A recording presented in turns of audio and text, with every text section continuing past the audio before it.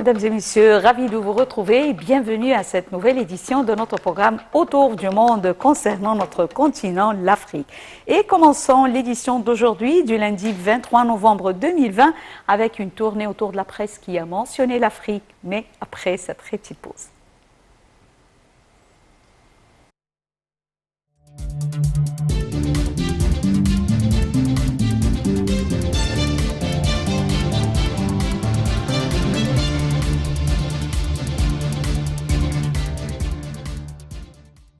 Et commençons notre revue de la presse avec la RFI qui titre « L'ancien président centrafricain François Bozizé a convoqué une conférence de presse samedi après qu'une altercation a éclaté entre des éléments de sa garde rapprochés et des gardes présidentielles lors des obsèques de la femme de Jean-Serge Bakassa, décédé le 10 novembre 2020. François Bozizé s'est exprimé devant la presse en disant « Lorsque quelqu'un vous agresse, c'est pour vous faire du mal. Vous êtes en légitime défense, vous devez vous défendre. » Et passons au quotidien de La Croix. Le Burkina Faso a ouvert hier ses bureaux de vote pour être son président et ses députés dans un contexte politique et sécuritaire. Élire son président et ses députés dans un contexte politique et sécuritaire tendu avec le risque d'attaque terroriste. Le grand favori de cette élection est Roch Marc Christian Kaboré avec son assise communautaire issue du peuple majoritaire Messi et sa manière consensuelle de gouverner lui assure une avance confortable sur ses autres adversaires. Retournons à la RFI où nous lisons le conflit en cours dans la région du Tigré présage d'une grande crise humanitaire selon le Haut Commissariat pour les réfugiés. Depuis le 10 novembre, le conflit au Tigré a entraîné l'exode de près de 35 000 personnes vers le Soudan, fuyant à la hâte des combats ou des massacres. De nombreuses familles ont été séparées. Et passons au quotidien Le Monde. 37 personnes ont été tuées depuis le 18 novembre dans des violences qui ont éclaté après l'arrestation, la deuxième en un mois, de Robert Kyagulanyi alias Bobi Wine. Le principal rival du président sortant tenait un meeting à une centaine de kilomètres à l'est de Kampala, la capitale, quand il a été interpellé.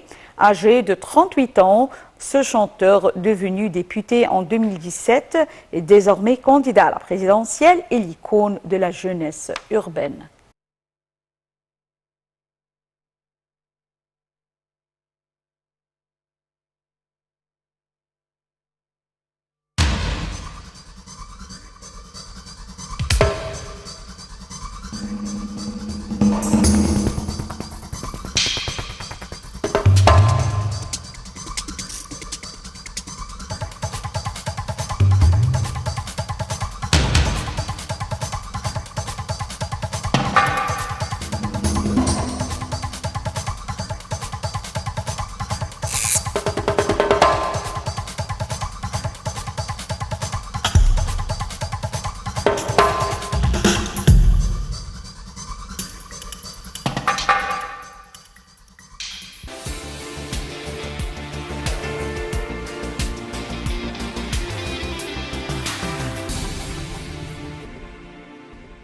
Donc l'appel à la prière et enchaînant notre édition de notre programme Autour du monde avec l'Afrique qui a franchi jeudi dernier le seuil des 2 millions d'infections au coronavirus.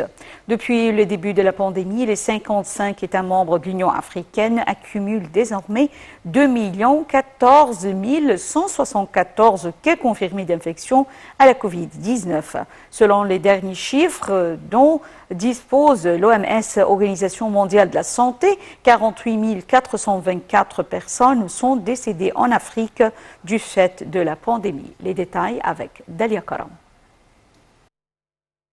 L'Afrique a dépassé les 2 millions de cas confirmés de la maladie à coronavirus, alors que le plus haut responsable de la santé publique du continent a averti jeudi que le continent se dirige inévitablement vers une deuxième vague d'infection.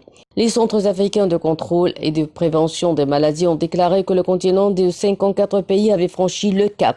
L'Afrique a connu plus de 48 000 décès dus au Covid-19. Ces infections et décès représentent moins de 4% du total mondial. Le continent africain de 1,3 milliard d'habitants est mis en garde contre la fatigue de la prévention alors que les pays assouplissent les restrictions pandémiques pour atténuer les souffrances de leurs économies et que de plus en plus de personnes voyagent. Alors que le monde a espoir au vaccin prometteur contre le Covid-19, les responsables de la santé africains craignent également que le continent souffre à mesure que les pays plus riches achètent des provisions. Plusieurs pays africains ont confirmé des cas de virus dans les 6 chiffres. L'Afrique du Sud est en tête avec plus de 750 000, tandis que le Maroc en compte plus de 300 000 et l'Éthiopie plus de 100 000. Le Kenya est la dernière préoccupation car il voit maintenant une nouvelle augmentation des cas.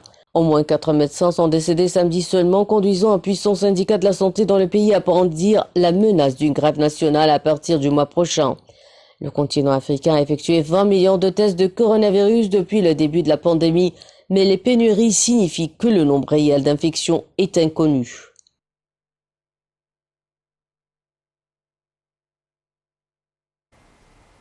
Le nombre de cas confirmés de Covid-19 sur le continent africain a atteint 2 43 462.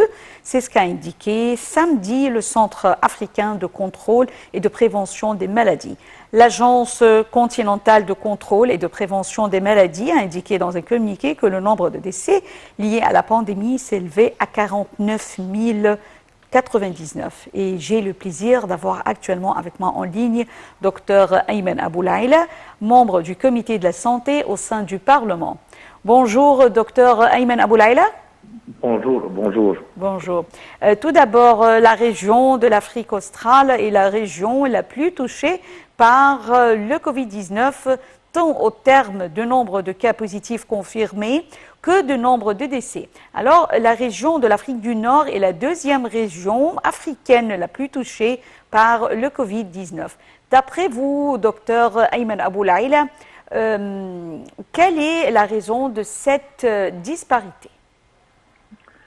On doit savoir que la lutte contre la propagation de Covid, malgré la mauvaise répétition ou la fragilité de système santé en Afrique, mais c'est clair, d'après le nombre de cas et le nombre de décès, c'est clair que l'Afrique a beaucoup de sens dans cette pandémie. Et la moins touchée. Oui, bien sûr. Dans le 54 millions de cas, à peu près 1 million 500 000 seulement en Afrique. Si tu compares des décès aussi, en Amérique, tu as 60 000 décès, en Europe, 250 000, 210 000 en Asie. Alors, les 49 000 en Afrique, c'est des nombres moins que les autres continents. Oui. Il y a quelques raisons, oui, bien sûr, il y a quelques raisons, mais ce n'est pas fixé scientifiquement, mais les raisons sont claires pour tous les gens. Si tu veux, on parle de ces raisons, je peux parler, bien sûr. Oui. Alors, docteur Ayman, cette pandémie exerce une pression sévère sur le niveau des soins médicaux déjà stagnant dans le continent africain. Alors, comment peut-on coordonner les efforts entre les pays africains afin de contrer la prolifération du virus? On a beaucoup de choses à faire ensemble, mais on doit aussi connaître deux choses.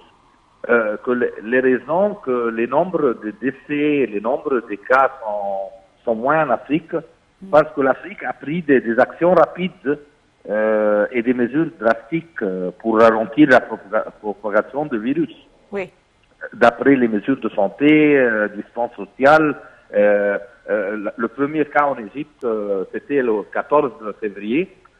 On n'oublie pas qu'on a fait beaucoup des affaires, on a fermé les écoles en 14 mars. Alors, les gouvernements ont pris beaucoup des états drastiques immédiatement. Aussi, on peut dire qu'en Lesotho, par exemple, le premier cas apparaît en mai, c'est plus tard que tout le monde, ils ont 1700 cas seulement. Alors, toutes ces expériences, on doit échanger ensemble comment chaque gouvernement a pris des mesures pour ralentir la propagation du virus. C'est la première chose qu'on peut faire. La deuxième chose, soutenir la population parce que, bien sûr, on doit dire que les masques sont très importants dans cette pandémie. Alors, chaque pays africain, s'il a quelque chose, des mesures de santé qui leur manquent, on peut aussi ensemble rassembler ces commissions. Docteur Ayman Aboulaïla, membre du comité de la santé au sein du Parlement, nous vous remercions infiniment pour cette analyse. Et enchaînons cette édition avec le village 8. Alors, le village 8, comme il a été nommé, est l'un des nombreux camps érigés à la frontière soudano-éthiopienne pour accueillir les réfugiés éthiopiens qui ont fui les combats au Tigré. Alors, entre 14 000 et 15 000 réfugiés y survivent. Ils ont laissé leur vie derrière eux pour la plupart et qui ont perdu également des membres de leur famille dans le conflit qui ont sombré leur pays dans le chaos. Le point avec Dalia Karam. Les réfugiés éthiopiens qui ont fui le combat au Tigré survivent des camps au Soudan. À Al-Qadarif, une école a été transformée en centre d'accueil. Nourriture, vêtements, eau potable, les réfugiés éthiopiens manquent de tout. La chaleur étouffante, la faim, la fatigue et la détresse émotionnelle exacerbent aussi les tensions. Les réfugiés disent que l'aide qu'ils reçoivent est presque nulle, qu'ils mangent du pain rassis, certaines personnes se font piétiner et font la queue pendant des heures pour manger. Ils n'ont qu'un seul repas par jour, soit le dîner, le petit déjeuner ou le déjeuner, mais un seul. Les gens veulent juste manger, ils disent qu'ils ne sont pas morts pendant la guerre et se demandent s'il est possible qu'ils ne meurent de faim. Le village 8, comme il a été nommé, est l'un de nombreux camps érigés à la frontière soudano-éthiopienne pour accueillir les réfugiés éthiopiens qui ont fui les combats au Tigré. Entre 14 000 et 15 000 réfugiés y survivent. Ils ont laissé leur vie derrière eux et pour la plupart ont perdu 2 membres de leur famille dans le conflit qui a fait sombrer leur pays dans le chaos. Dans l'immédiat, les agences de l'ONU cherchent 50 millions de dollars de financement urgent qui serviront à fournir de vivres et à établir de nouveaux camps pour les milliers de réfugiés éthiopiens. Selon l'agence de l'ONU pour les réfugiés, plusieurs milliers de réfugiés arrivent chaque jour à la frontière. À ce rythme, 200 000 réfugiés pourraient entrer au Soudan durant les 6 prochains mois. Face à des besoins pressants, les agences onusiennes travaillent d'arrache-pied pour apporter une aide suffisante et vitale aux femmes, aux enfants et aux hommes dans le besoin. De l'eau est acheminée. Le programme alimentaire mondial continue de garantir des repas chauds à la frontière à ceux qui arrivent au Soudan. Un stock de plus de 1 000 tonnes de nourriture suffisant pour subvenir aux besoins de 60 000 personnes pendant un mois a déjà été livré à Kassala. De son côté, le HCR a déployé du personnel pour identifier les personnes les plus vulnérables ayant des besoins particuliers. Davantage de fournitures médicales arrivent dans les centres de santé, y compris des aliments thérapeutiques et complémentaires prêts à l'emploi. Plus largement, les agences humanitaires onusiennes ont appelé vendredi à un cessez-le-feu temporaire immédiat en Éthiopie et à la mise en place de couloirs humanitaires qui permettraient l'accès aux civils après 2 semaines de combat. La province du Tigré est depuis le 4 novembre le théâtre de violents combats opposant les forces gouvernementales fédérales aux troupes du Front de libération des peuples du Tigré. Alors, changeons un peu de sujet avec la troupe du Cirque de l'Équateur qui a représenté le Gabon dans les plus grands festivals internationaux depuis le début des années 90. 30 ans plus tard, la seule école de cirque du pays lutte pour sa survie. Plus de détails dans ce commentaire signé Shem Senemi et je vous laisse poursuivre ce commentaire. Et merci pour votre fidélité à NAL TV. Bonne journée. Au revoir. Les commandes de spectacles ont graduellement baissé depuis 2005 et les cirques demandent plus de numéros difficiles à mettre en œuvre. Personne ne nous appelle, aucune des compagnies ne peut nous appeler à cause du Covid-19. C'est très compliqué pour la troupe, puisque c'est notre métier, c'est ce qu'a déclaré le directeur technique du Cirque de l'Équateur. En 2009, le ministère de la Culture a arrêté de verser sa modique subvention annuelle. Sans moyens et sans matériel, le Cirque de l'Équateur ne pouvait répondre aux nouvelles exigences des grands chapiteaux. La troupe continue toutefois de s'entraîner dans un trou de verdure dans la campagne et dans la capitale Libreville, sur un terrain offert à l'église catholique de Saint-André par l'ancien président Omar Bongo. Il manque beaucoup de matériel de gymnastique, comme des tapis et des tremplins.